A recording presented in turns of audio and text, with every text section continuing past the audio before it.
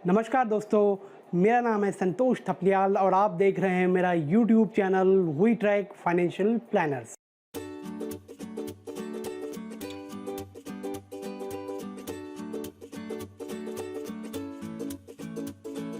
दोस्तों, आज जिस टॉपिक को लेकर के मैं आपके सामने आया हूं, उस टॉपिक का नाम है आखिर नेगेटिव रिटर्न्स देखकर लोग एग्जिट क्यों कर जाते हैं।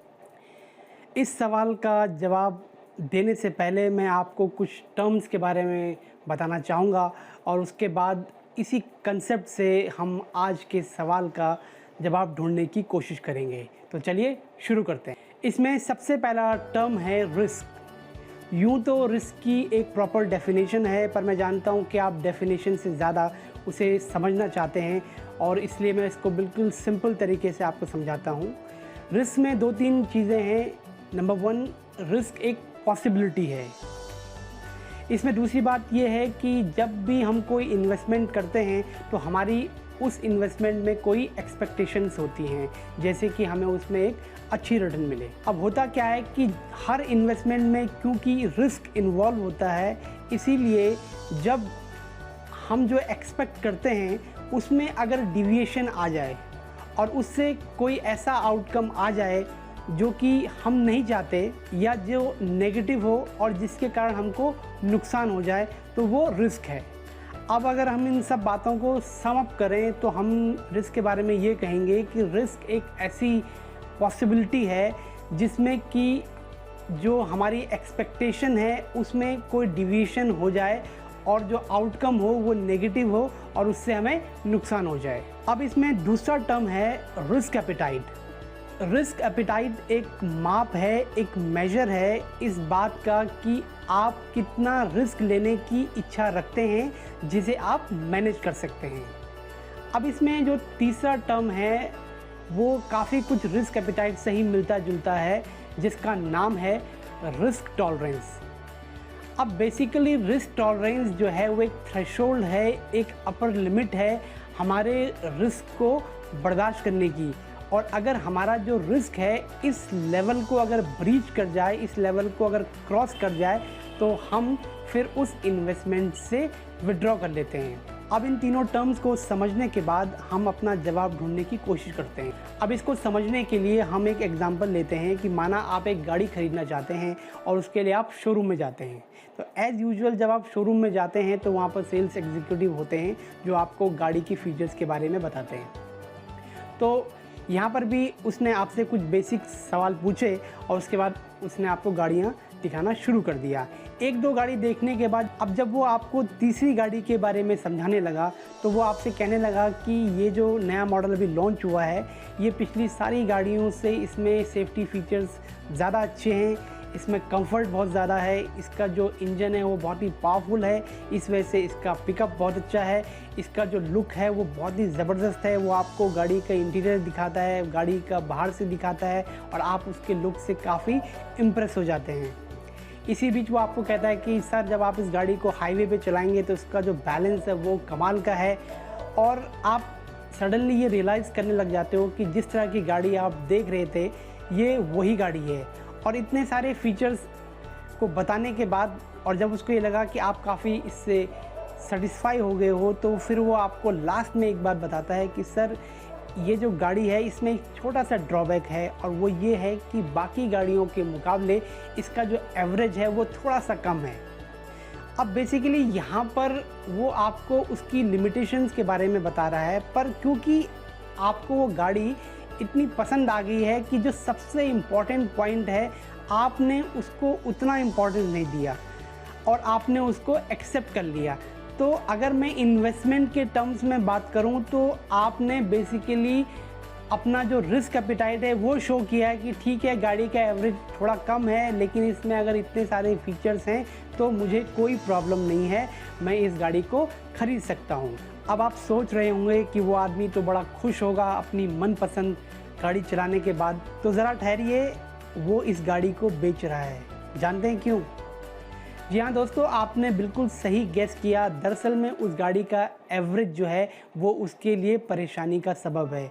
जो सबसे इम्पॉर्टेंट पॉइंट था उसने उसी को इग्नोर कर लिया। दरअसल में जब उस सेल्स एग्जीक्यूटिव ने उससे ये कहा कि बाकी गाड़ियों के मुकाबले इस गाड़ी का एवरेज थोड़ा कम है, तो उसने अपने दिमाग में ही एज्यूम कर लिया, और शायद इसलिए कि उसको वो गाड़ी इतनी पसंद आई कि शायद वो एवरेज के ऊपर उतना ज़्यादा फोकस उस वक्त नहीं करना चाहता था। तो उसने अपने मन में ही ये सोच लिया कि जनरली आजकल गाड़ी का जो एवरेज होता है वो 18 से 19 का है, तो हो सकता है कि अगर ये बता रहा है कि इसका एवरेज कम है तो शायद ये 14-15 का एवरेज होगा।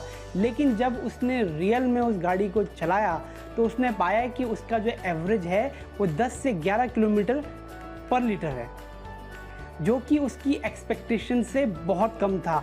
और दरअसल में अगर मैं इसे इन्वेस्टमेंट में ट्रांसलेट करूं तो बेसिकली यही रिस्क टॉलरेंस है। उसने सोचा था कि इस गाड़ी का जो एवरेज है वो 14-15 होगा, तो 14-15 बेसिकली उसका रिस्क टॉलरेंस था। आप जानते हैं कि रिस्क टॉलरेंस जो होती है वो एक अपर लिमिट होती है, और जैसे ही वो ब्रीच हो जाती है आदमी उसको बर्दाश्त नहीं कर पाता।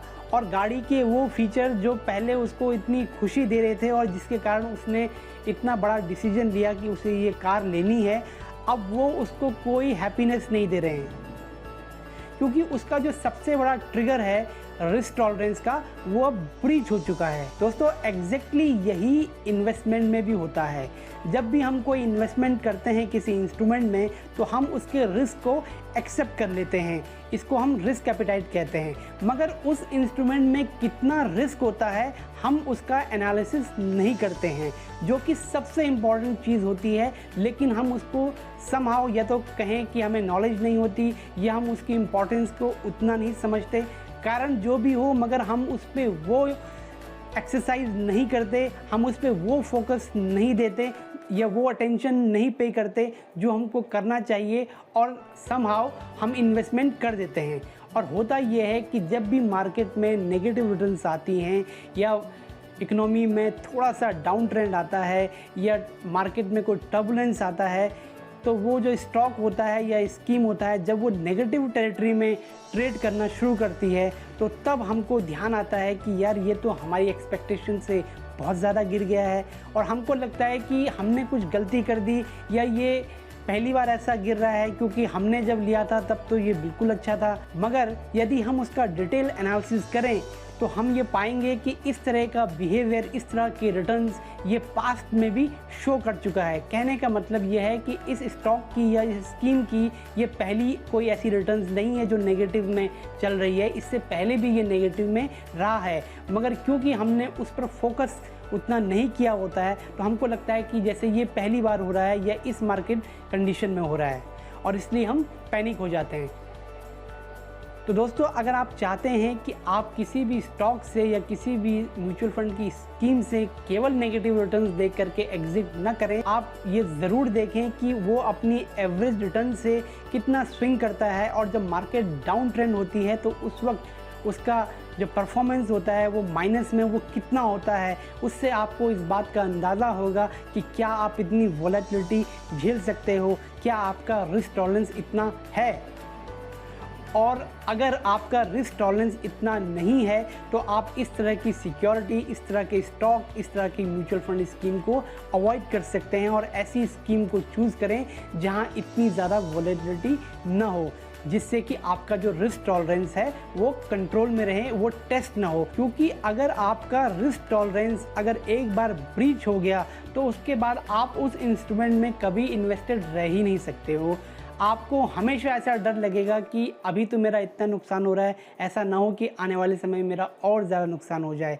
आपको हमेशा लगेगा कि ये स्कीम तो अभी इतनी माइनस में चल रही है, इससे अच्छा तो मैं इससे एग्ज़िट करके किसी और स्कीम में इन्वेस्ट करूं, तो जो लॉस मुझे यहाँ हुआ है वो मैं वहाँ कवर अप कर लूँगा।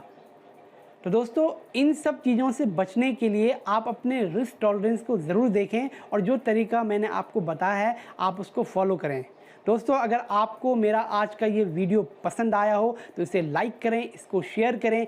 इसी तरह के वीडियोस में अलग अलग टॉपिक पर आगे भी लेकर के आता रहूँगा। इसके लिए आप मेरे चैनल को सब्सक्राइब करें और बेल आइकन दबाना बिल्कुल न भूलें, ताकि मेरे वीडियो की हर नई नोटिफिकेशन सबसे पहले आप तक पहुँचे। तब तक आप अपना और अपनों का ध्यान रखिए। जय हिंद, नमस्कार।